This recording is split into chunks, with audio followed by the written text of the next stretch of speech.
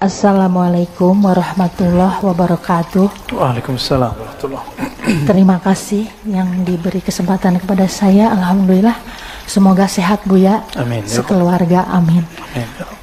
Ada yang mau saya tanyakan. Ini juga dengan teman-teman saya, bukan atas pertanyaan pribadi. Yang pertama, apakah memang belajar zikir itu harus ditalkin, dan oleh siapa nanti ditalkinnya? Misalkan kami ini teman-teman ada niat ke sana, karena ada yang mengatakan tidak usah seperti itu, cukuplah zikir yang setelah sholat. Warahmatullahi wabarakatuh. Assalamualaikum warahmatullahi wabarakatuh. Yang pertama, yang kedua kalau sempat ya. Yang pertama tentang talqin. Gak usah lah gitu-gitu amat. Nah, itu karena dia belum tahu rahasia talqin. Ya. Kalau kita mau tanya masalah zikir, jangan dengerin komentar orang awam. Atau ustadz yang awam dalam zikir. Ustadz ini kan juga ada spesialisasinya. Ada yang spesial sholawat. Ada maulidan mulu. Ya, talqin gak pernah. Ada yang cuma bid'ahin talqin mulu sama sholawat. Itu ada juga. Yang ngerti talqin orang bersanad, karena talqin itu ada sanadnya kepada Rasulullah Sallallahu Alaihi Wasallam. Dalil talqin di Quran ada. Fa'lam annahu la ilaha illallah. Itu dalil talqin. Apa arti talqin? Memberi bimbingan, memberi pengajaran kepada orang mengenai hakikat la ilaha. Talqin ini ada dua, talqin ilmu, talqin zikir. Quran ada namanya metode talqin. Benar. Jadi sebenarnya kita sudah dapat talqin Quran. Kalau nggak ditalqinkan Quran oleh guru, kita nggak akan bisa baca Quran. Jadi Bapak Ibu ini dari dulu bisa baca Quran karena ditalqinkan. Talqin itu beliau baca, kita ngikut. Abatasa, kita ulang. Abatasa, itu talqin baca Quran, talqin ilmu. Ya, atau nggak usah belajar ya, yaudah di rumah aja baca Iqra sendiri di rumah ya, baca Quran sendiri di rumah. Jadi orang-orang komentar begini, dia nggak ngerti apa yang sedang dia komentari. Saya udah sering menyampaikan ini, tolong diingat-ingat. Wala taqafu ma laysa laka bihi ilm. Surat Al-Isra. Jangan kamu komentar, jangan berpendirian terhadap hal-hal yang kamu tidak mengerti. Ilmu itu pengetahuannya sudah jelas, ujung pangkalnya, dalilnya apa. Kalau tidak, katakan, oh saya nggak mengerti talqin apa, gitu aja. Ya.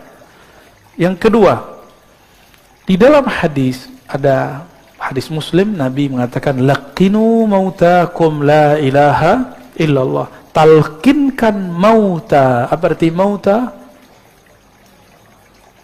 Tiga maknanya. Orang yang akan mati, yang sedang mati, yang sudah mati.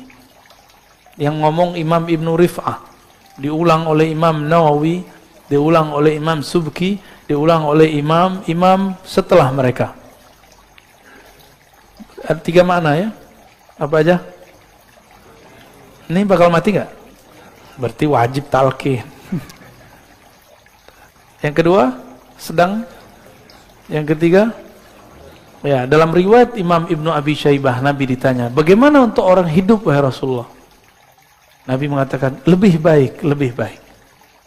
Jadi mending kita dapat talqin masa-masa hidup daripada dapat talqin nanti waktu sakarat. Siapa tahu nggak bisa dengar. Udah pernah lihat orang sakarat belum? Dia nggak bisa dengar.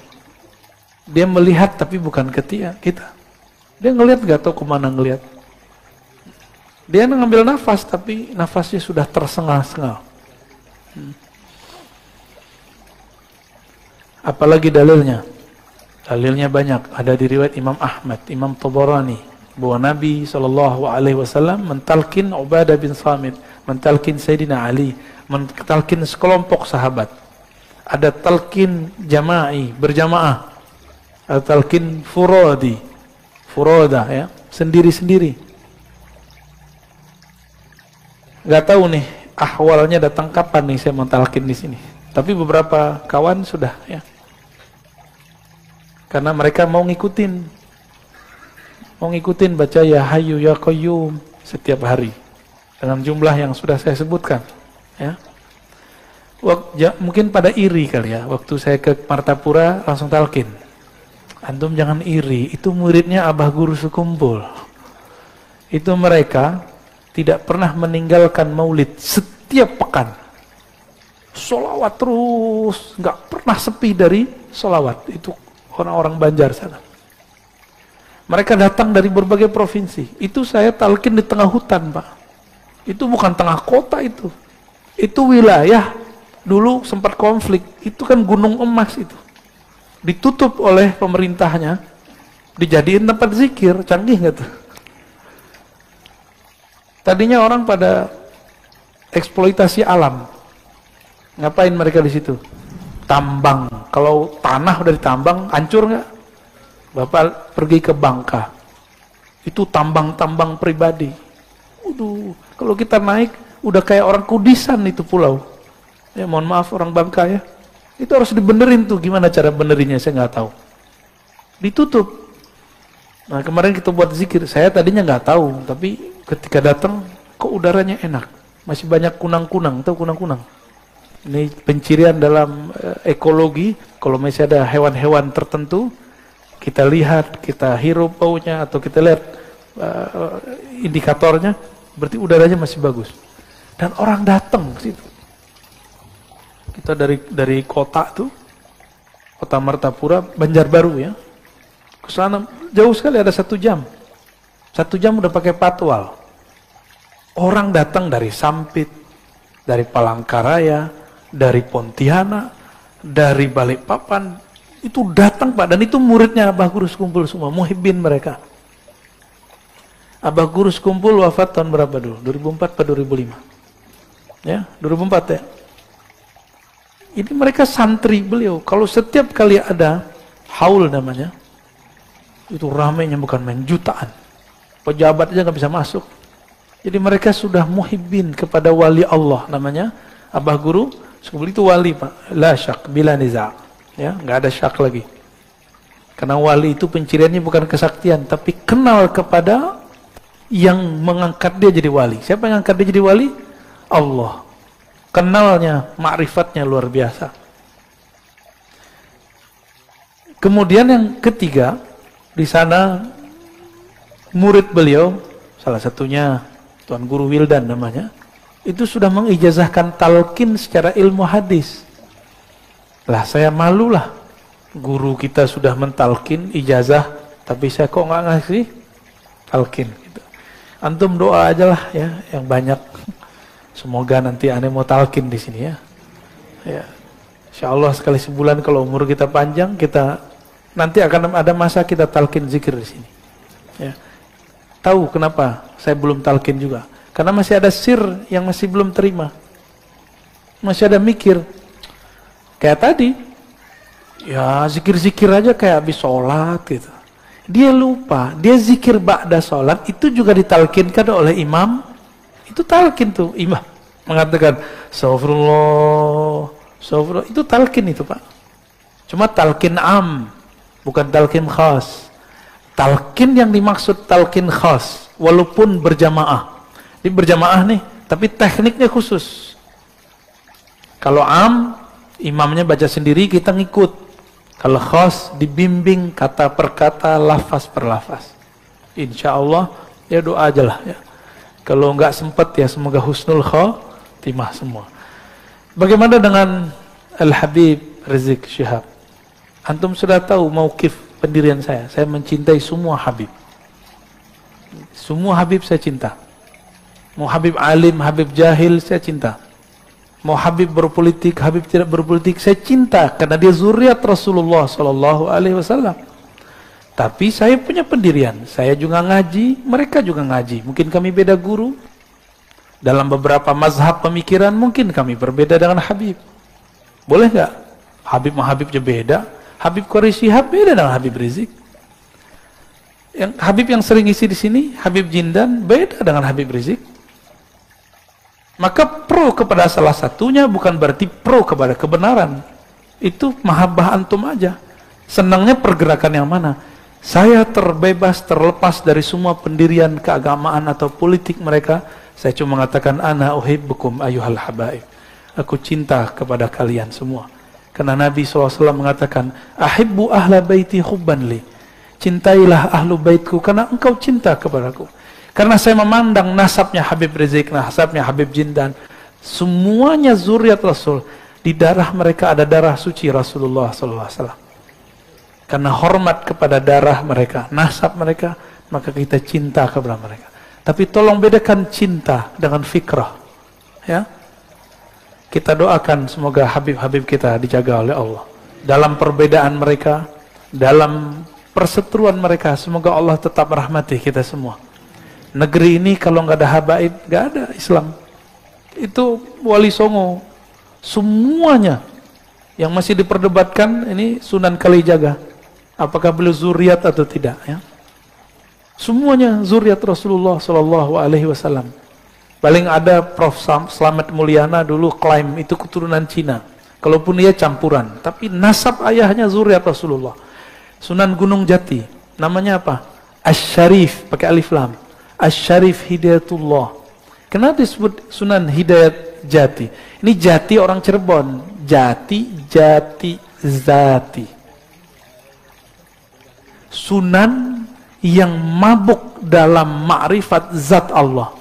Maka nama beliau Sunan Hidayat. Hidayat zat Allah. Itu maksudnya. Itu bukan cocokologi, Pak. Beliau nggak pernah nanam pohon jati, nggak ada. Salah paham itu, ya. Nama asli beliau Asy-Syarif Hidayatullah. Asy-Syarif keturunan Hasan. Ada Syekh Jumadil Kubra, ada Maulana Malik Ibrahim, ada Maulana Ibrahim As-Samarkandi. Itu Ibrahim aja ada dua. Di Tuban itu ada namanya Maulana Ibrahim As-Samarkandi. Hampir semua kiai-kiai tua di Jawa keturunan beliau. Makanya Gus itu tadi bukan Gus, Gus itu Sayyid aslinya. Raden itu artinya Sayyid. Dan ternyata Pakubuwono keberapa? Ke-9 keberapa? Itu masih zuriat. Dan di Solo juga ada perkawinan campuran antara sultan-sultan dengan ya mungkin istri-istrinya saya nggak tahu. Karena ketemu wajah mereka, saya bilang, ente Habib Sayyid, enggak, aneh keturunan Solo, gitu. Aneh keturunan ini segala macam. Ya. Dan kita cinta mereka semua. Di Pontianak ada kesultanan, ya, Al-Qadri, itu zuriat Rasulullah. Sampai ke Ambon, baik Ambon Selatan, Ambon yang sekarang, ataupun Halmahera, itu zuriat Rasulullah Sallallahu Alaihi Wasallam. Itu mau kemana? Yang bikin kesultanan dulu di negeri ini, Kesultanan Banten, Sultan Hasanuddin, itu zuriat Syarif Hidayatullah. Ya, mau apa lagi? Semuanya masih zuriat. Jadi kalau kita ini kurang ajar sama mereka, takutnya Rasulullah murka sama kita. Dan yang paling berat, bahwa nasab Nabi ini adalah pencirian Imam Mahdi. Maka ciri-ciri pengikut Dajjal di akhir zaman ini tidak percaya Habib, bahwa mereka keturunan Rasulullah Sallallahu Alaihi Wasallam. Ya. Maka antum yang cinta dengan Habib Rizik, saya juga cinta Habib Rizik. Antum yang cinta Habib Jindan, saya juga cinta Habib Jindan. Apalagi guru-guru mereka, Al Habib Omar, ya, ada di Jawa Timur Habib Taufik. Tapi saya juga cinta dengan Habib Quraisy Shihab. Ya. Terus tiba-tiba orang kayak antum yang nggak kuliah S1, S2, S3 tafsir seperti beliau, berani mengomentari tafsirnya. Ngaca dulu. Yang paling lucu LC baru S1 berani komentarin profesor doktor. Pak Quraisy Shihab itu S1, S2, S3-nya tafsir. Penafsiran dia yang sekarang itu hasil dia ngaji di Al-Azhar. Jika berbeda, cukup katakan, oh saya kurang cenderung kepada tafsir Pak Quraisy, saya senangnya tafsir fulan, gak apa-apa. Tapi jangan menghujat, sok-sok pinter, ya. Nanti dihisap semua loh, hati-hati. Dulu saya begitu, Pak. Dulu saya termasuk yang menghina Quraisy Shihab. Dulu menghina beliau. Ternyata kualat. Disuruh jadi host, jadi MC waktu seminar. Di situ kita kenal beliau, Masya Allah, orangnya tawadhu sekali. Sangat-sangat tawadhu. Ya. Negeri ini dibangun dulu beberapa persennya oleh zuriat Rasulullah SAW. Maka kalau sekarang mereka berbeda, ya karena memang dari dulu mereka berbeda. Kita doakan Habib Rizik, semoga Allah jaga dia. Semoga beliau segera keluar. Semoga nanti tambah adem, ya. Semoga nanti para Habib kita pergerakannya bertambah mesra. Amin ya Rabbal. Untuk para habaib, mari kita bacakan Al-Fatihah. A'udzubillahi bismillahirrahmanirrahim. Iya kenapa? Shiratal ladzina an'amta 'alaihim ghairil maghdubi 'alaihim waladdallin. Amin. Demikian Bapak Ibu, ya. Saya tidak berbicara politik, tapi di belakang politik aja. Semoga kajian ini diberkahi Allah, kita yang